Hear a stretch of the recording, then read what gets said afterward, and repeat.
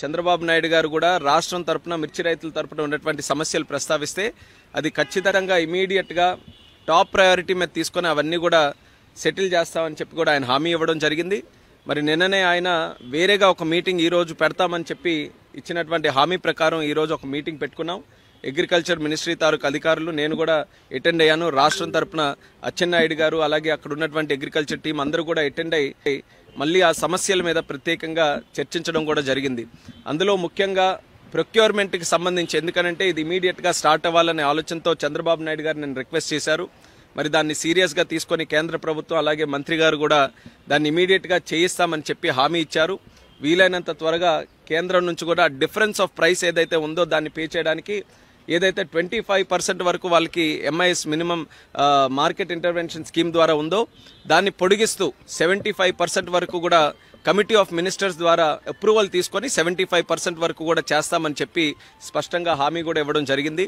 అయితే ప్రైస్ దీనికి తీసుకోవడానికి కింటా తాలూకా ప్రైస్ రాష్ట్రం తరపున మనం క్యాల్కులేట్ చేసింది కాస్ట్ ఆఫ్ ప్రొడక్షన్ కానీ లేబర్ కాస్ట్స్ కానీ ప్రాక్టికల్గా గ్రౌండ్ లెవెల్లో రైతులు ఎంత పెడుతున్నారో దాన్ని అంతటినీ కూడా క్యాల్కులేట్ చేసి సుమారు 11,600 రూపాయలు ఇస్తే మరి వీళ్ళ తరపున 10,000 చిలుకల వరకే ఇవ్వడం జరిగింది. సో దాన్ని కూడా గట్టిగా రిప్రజెంట్ చేశాం.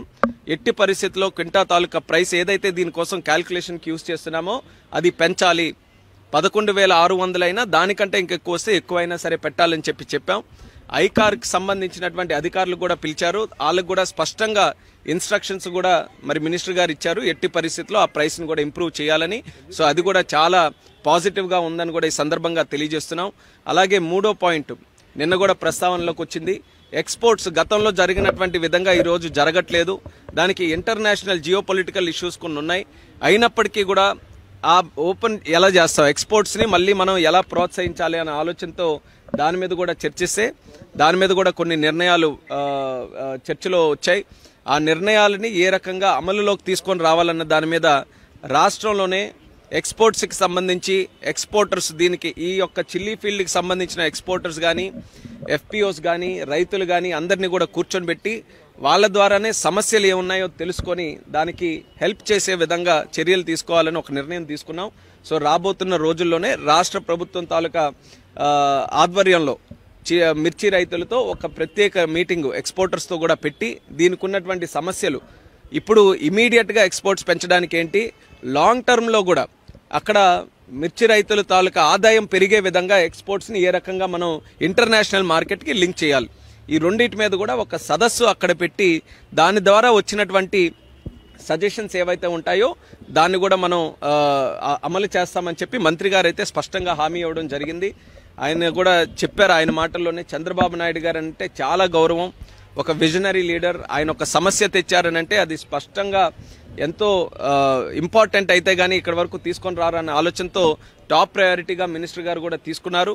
ఆయన కూడా ఎంతో డెడికేషన్గా ఎక్కడ రైతుకి సమస్య ఉంటే వాళ్ళతో నిలబడేటటువంటి వ్యక్తి శివరాజ్ సింగ్ చౌహాన్ గారు.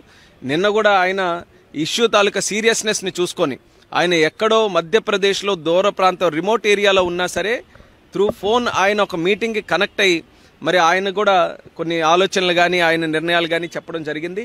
ఈరోజు మళ్ళీ ఎక్కడ డిలే లేకుండా ఈరోజు ఢిల్లీ వచ్చిన వెంటనే మరొక మీటింగ్ కూడా పెట్టారు. దీన్ని ఇమీడియట్గా కేంద్ర ప్రభుత్వం నుంచి డబ్బులు తెచ్చి ఆ డిఫరెన్స్ ఆఫ్ ప్రైస్ ఏదైతే ఉంటుందో మార్కెట్కి కానీ ఈరోజు ఉన్నటువంటి కాస్ట్ ఆఫ్ ప్రొడక్షన్ ఈ రెండింటికి తేడా ఉన్నది కేంద్ర ప్రభుత్వం భరించి ఇస్తుందని చెప్పి స్పష్టంగా హామీ ఇవ్వడం జరిగింది. దీన్ని ఎంత త్వరగా వీలైతే అంత త్వరగా అమల్లోకి తీసుకొని రావడానికి ప్రొసీజరల్ గా ఏవైతే ఉన్నాయో వాటన్నిటి మీద డిస్కస్ చేసి ఇమీడియట్ గా ఆ స్కీమ్ ద్వారా చేయిస్తాం. చూసారు కదండి, మరి ఈ వీడియో కనుక మీకు నచ్చినట్లయితే ఒక లైక్ కొట్టేసి మీ అభిప్రాయాన్ని కూడా కామెంట్ బాక్స్ లో తెలియజేస్తూ ఇలాంటి ఇంట్రెస్టింగ్ అప్డేట్స్ కోసం మా ఛానల్ ని సబ్స్క్రైబ్ చేసుకోండి.